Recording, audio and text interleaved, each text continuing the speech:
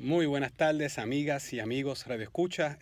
Estamos comenzando una nueva edición de Apúntalo, el programa que produce la Asociación Puertorriqueña de Profesores Universitarios y que se transmite todas las semanas por esta cadena Radio Universidad de Puerto Rico, WRUO-FM en Mayagüez y WRTU-FM desde la Universidad de Puerto Rico en el recinto de Río Piedras.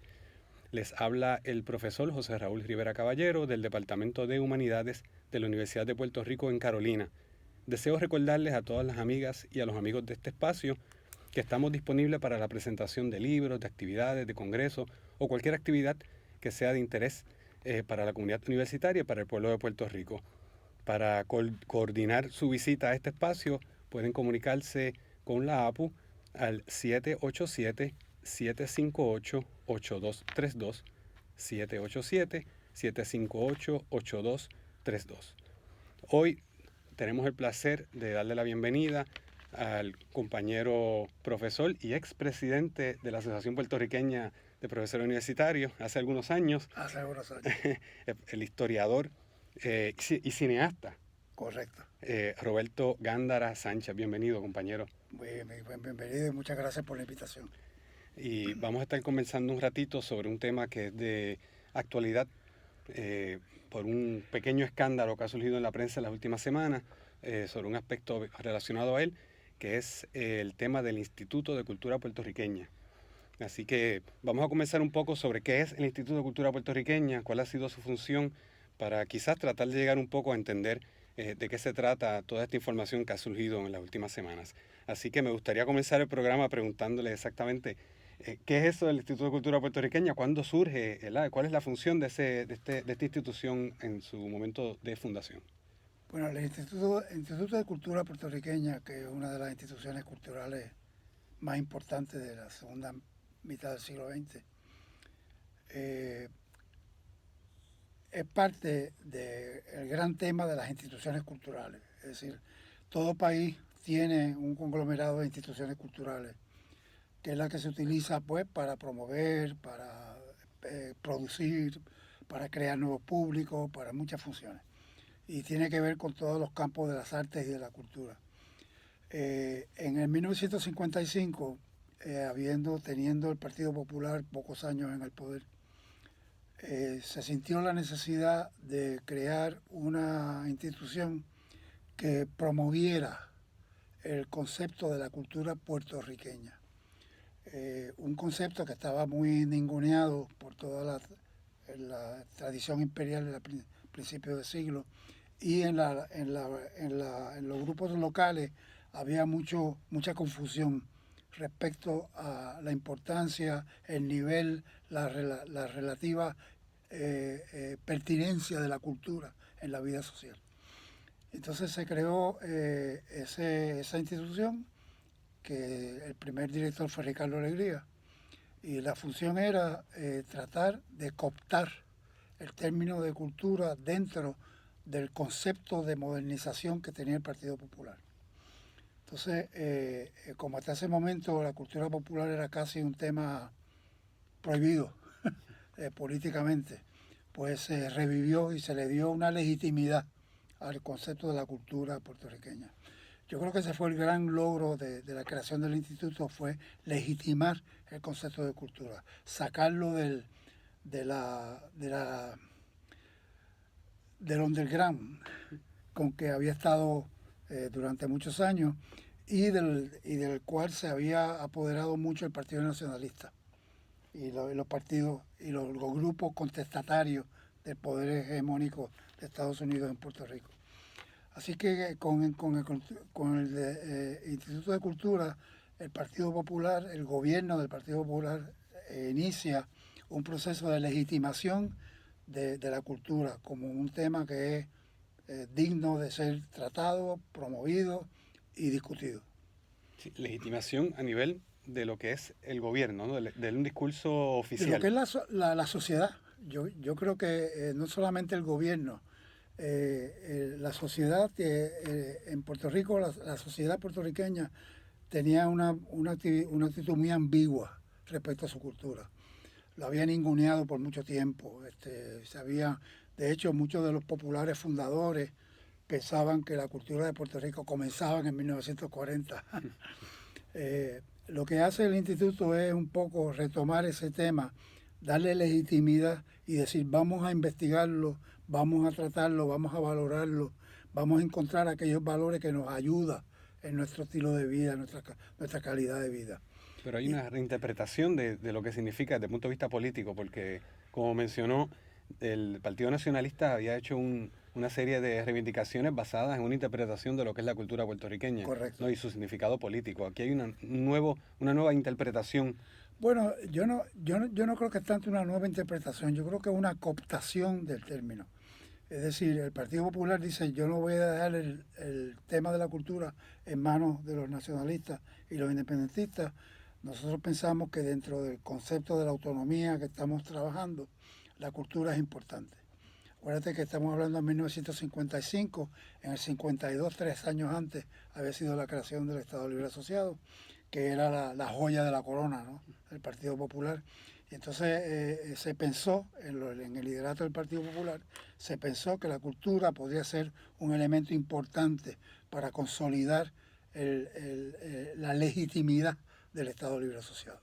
Sí, darle un contenido. Yo he trabajado en el pasado la visión de los mitos fundadores, como algunos historiadores llaman, a una interpretación de la historia que justifica la existencia de un gobierno particular. Todos los gobiernos justifican su existencia de una manera u otra, ¿no? Claro. Y decir que podríamos decir que la fundación del Instituto de Cultura Puertorriqueña estuvo vinculada a ese programa político que surge con el ELA. Sí, definitivamente. Ahora bien, hay que entender que esos proyectos no tienen una dimensión única, pueden tomar diferentes direcciones. El Instituto de Cultura, cuando nombran a Ricardo Alegría como director, Ricardo Alegría es un antropólogo, no es un productor cultural, no es un literato, no es un poeta, no es un historiador. Bueno, él le gustaba mucho la historia, pero era un antropólogo. Entonces, el instituto desde un principio privilegió lo que se llamaba la cultura popular.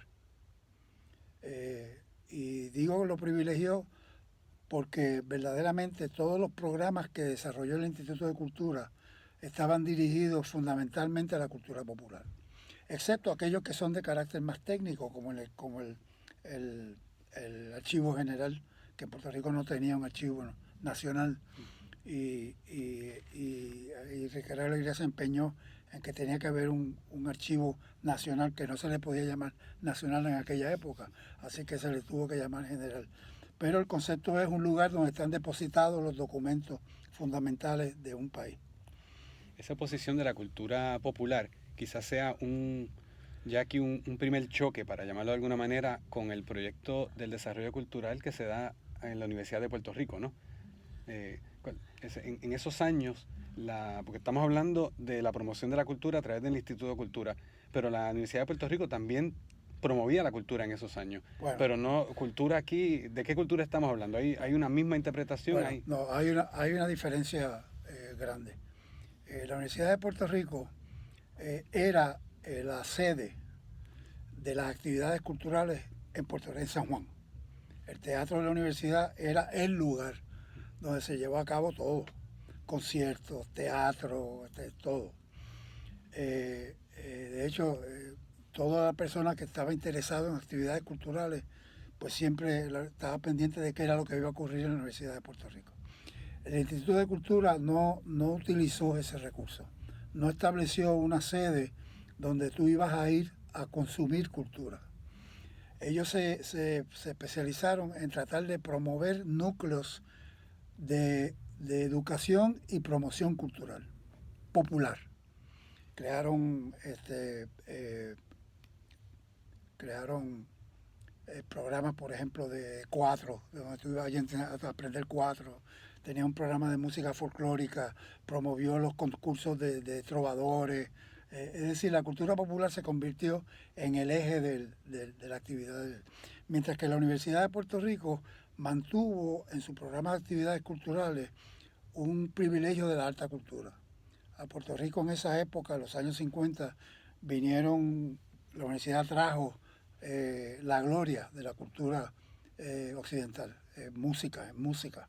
Aquí venía gente como Claudio Arau, Elizabeth Barkov, es decir, los conciertos que daban, las actividades culturales eran verdaderamente orientados a la alta cultura. El programa de teatro montaba un teatro clásico. Me acuerdo que había programas hasta de películas mudas. Yo me acuerdo haber visto las películas de Chaplin y de Buster Keaton en el teatro de la universidad como un elemento de formación cultural, de alta cultura. El instituto lo que hizo fue un poco sacarle el cuerpo a esa promoción de la alta cultura, porque Ricardo Alegría pensaba, bien o mal, pero lo pensaba genuinamente, que lo que le correspondía al instituto era la cultura puertorriqueña, la cultura creada aquí. Mientras que en la universidad había un concepto más generalizado de alta cultura universal, donde parte de la formación del estudiante era enfrentarse y consumir cultura de alto nivel.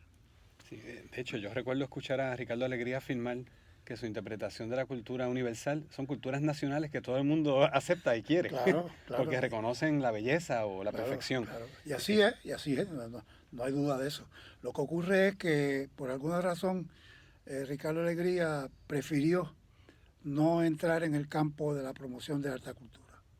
Él nunca tuvo programas de música de alto nivel, nunca tuvo programas de baile de alto nivel, siempre era todo folclórico, era la cosa folclórica. Lo que él pensaba que era lo que iba a nutrir un concepto sólido en Puerto Rico de cultura. Además que era la manera de promover la actividad cultural. Un detalle curioso que muy poca gente conoce es que cuando llega aquí Casals en el año 55, por ahí más o menos, coincidiendo con la creación del instituto, un poquito después, y el gobierno se entusiasmó con la idea de que Pablo Casals se radicara en Puerto Rico y crear el conservatorio y crear el Festival Casals. El instituto se opuso. Dramáticamente, porque pensaba que el Estado no debería apoyar una iniciativa musical que no tenía que ver con nuestra particular expresión nacional. Y eso forzó a que el gobierno le entregara la promoción y la administración del Festival Casals a la Administración de Fomento, no al Instituto de Cultura. Entonces en esos tiempos pues había también unas peleas entre Muñoz Marín y Jaime Benítez con relación a la universidad, así que Muñoz prefirió que no tenerlo en la universidad, no tenerlo en el Instituto de Cultura, pero dárselo a Fomento para que Fomento pudiera auspiciar una actividad de proyección mundial, y así fue. Entonces, claro, el único lugar donde se podía organizar un festival de esa naturaleza era el Teatro de la Universidad. Así que la universidad tuvo que entrar y aquí era la universidad, el teatro fue donde se dio. Pero la universidad no entró en la organización, en el manejo, en el management y la creación del Festival Casals. Y el instituto no solamente no participó, sino que se opuso. Debo aprovechar el espacio para invitar a los amigos y amigas de este programa que hay una exposición sobre Pablo Casals en la Universidad de Puerto Rico en Carolina, en el museo, en la Galería de Arte, perdón, debo decir, la Galería de Arte. Hay una exposición de fotos en donde se hace un recuento bien interesante de todo este proceso de cuando él llega a Puerto Rico y así que los invito. Yo creo que el Festival Casals es una de las grandes instituciones culturales que ha habido en Puerto Rico. Ha sido verdaderamente extraordinario. La creación de la Orquesta Sinfónica, el Conservatorio de Música y el festival, que por muchos años tuvo mucho prestigio en todas partes del mundo. Y elevó a Puerto Rico no solamente a un nivel de reconocimiento internacional, sino que también creó en Puerto Rico una noción de que la alta cultura era posible en la música. Y eso generó mucho, eso cambió la noción, las actividades en la Escuela Libre de Música, que no tenían nada que ver con el festival, pero el festival le dio una noción de que la alta cultura era un elemento posible dentro del proceso educativo. Y lleva el nombre de Ernesto Ramos Antonini, de los promotores, fundadores del Instituto de Cultura Puertorriqueña. Bueno, sí, de legisladores. sí. O sea, pienso ahorita se mencionó el 4, ¿verdad? Y un poco en el contexto eh, de esta visión de lo que es la cultura y la función del Instituto de Cultura Puertorriqueña. eh, Decía Ricardo Alegría que el 4 como instrumento nacional puertorriqueño fue obra de él, que en un momento dado el 4 estaba prácticamente Olvidado. olvidado y que él se dio a la tarea de rescatarlo, y gracias a su intervención a través del Instituto de Cultura Puertorriqueña, el 4 es lo que es hoy en día. Y seguimos hablando del 4. En un momentito me anuncian que tenemos que irnos a una breve pausa. Regresamos muy rápidamente. No se vayan.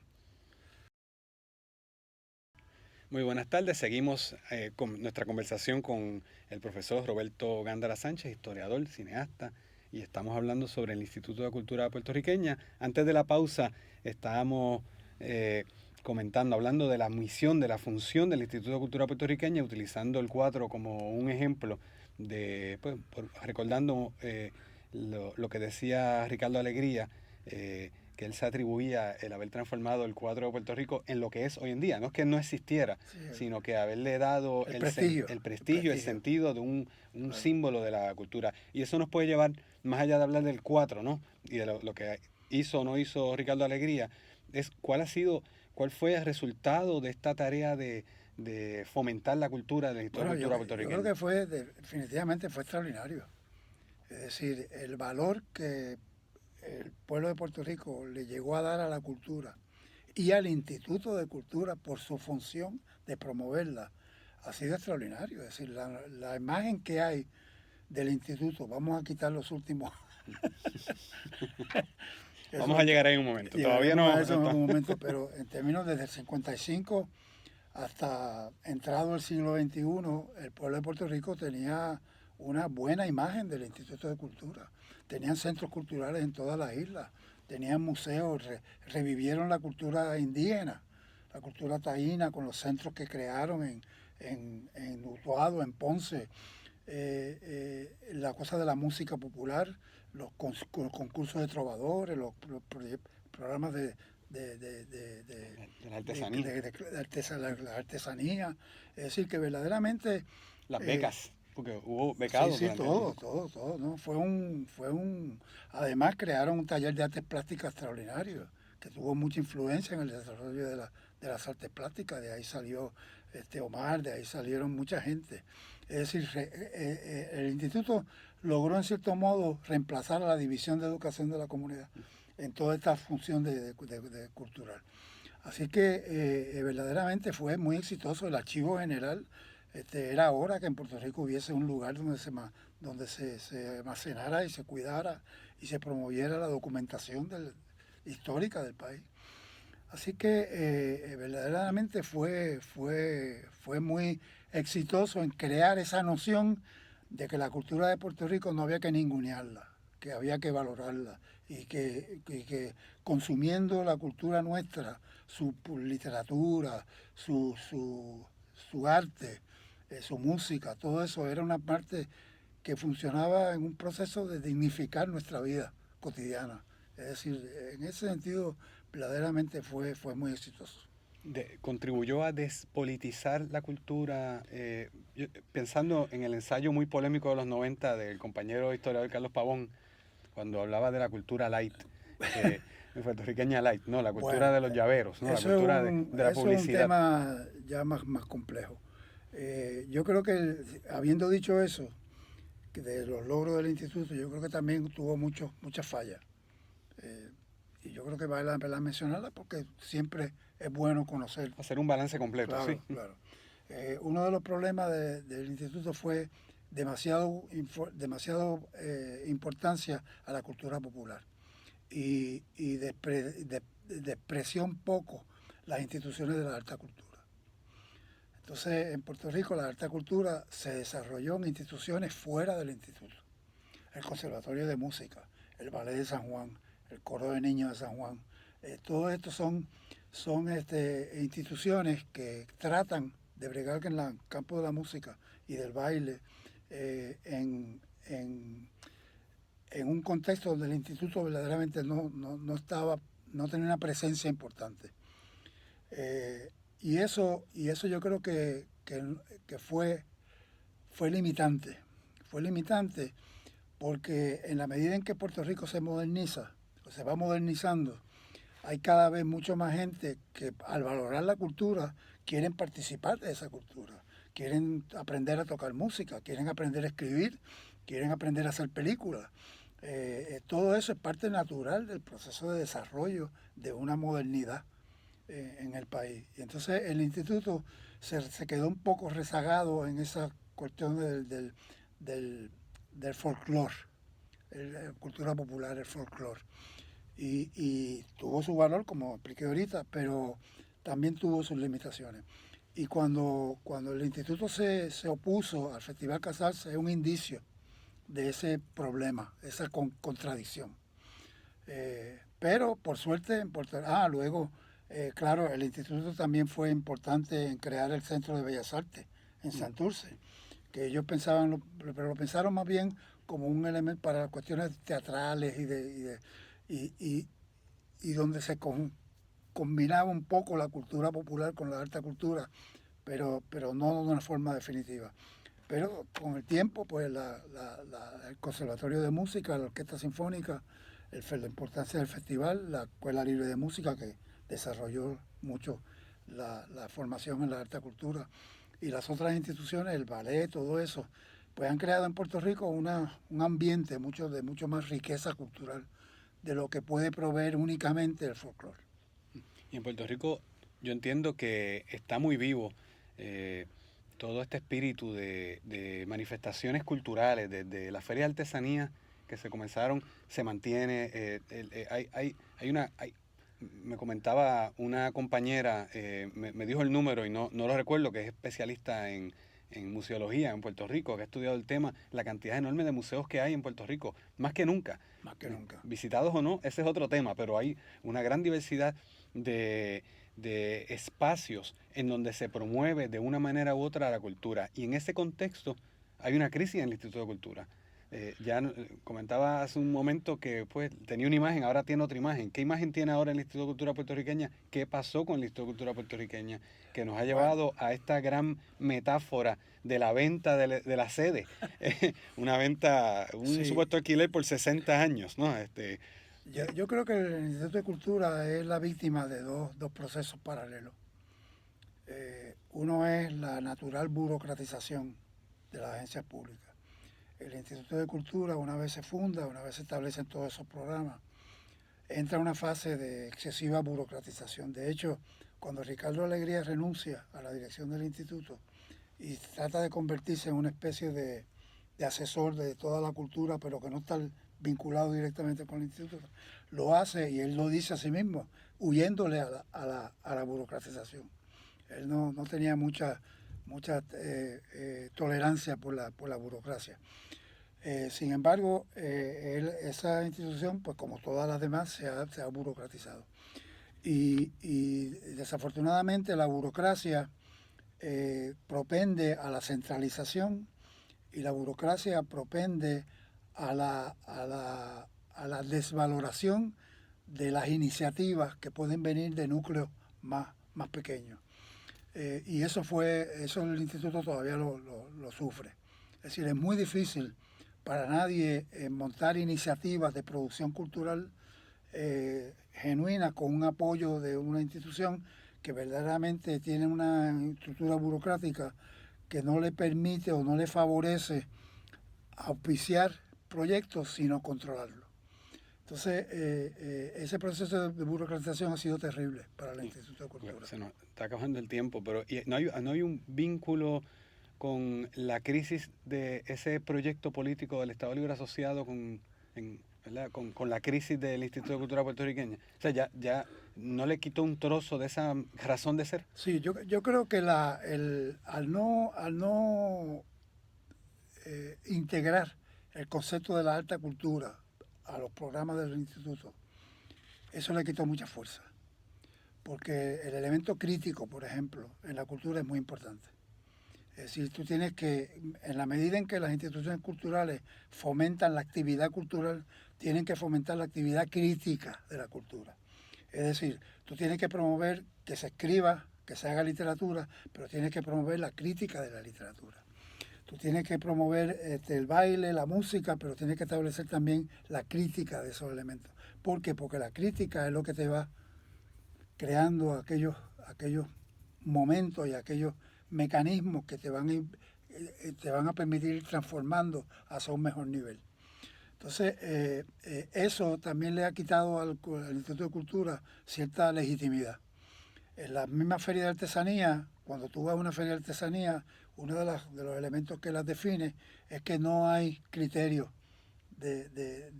digamos, de calidad jerarquizado en la actividad. Está todo el mundo junto, todo el mundo. Y tú tienes las cosas a veces más sublimes con las cosas más banales. Entonces el instituto nunca ha querido entrar en ese proceso de discernir los niveles de cultura. Entonces otra cosa es que la relación con la industria comercial y la industria de alta cultura, por otro lado, han sido también relaciones muy fallidas, muy pobremente administradas. Sí, lamentablemente se nos ha acabado el tiempo. La conversación está buenísima y este tema pique y se extiende. Yo quiero hacerle una invitación para ya el próximo año está a la vuelta de la esquina, a ver si podemos volver a coordinar un nuevo programa para seguir hablando de este Cuando tema. Tú quieras, yo creo que es un tema importantísimo. Y solamente quiero decirte algo más para cerrar. Uno de los problemas también del instituto es su subordinación al poder político. Un director del instituto me contó una vez, me dice, aquí no se puede hacer nada que no tenga el apoyo del poder. Entonces, una actividad cultural que no tiene la autonomía para desarrollar su energía está destinada al fracaso. Tenemos que seguir hablando de esto. Así que, pero, ¿verdad? Le doy las gracias a compañero, a Roberto Gándara Sánchez, por haber separado un espacio, ¿verdad?, de su tiempo para compartir con nosotros. Nos volvemos a dar cita aquí, amigas y amigos. Muchas gracias por compartir el espacio con nosotros también desde sus casas. Les recuerdo que este programa estará disponible en nuestra plataforma en YouTube. Programa Apúntalo, así lo buscan en YouTube. Le queremos dar gracias al compañero Fidel Arocho Santiago por su apoyo técnico. Siempre está ahí con nosotros. Muchas gracias, Fidel, y será hasta la próxima semana.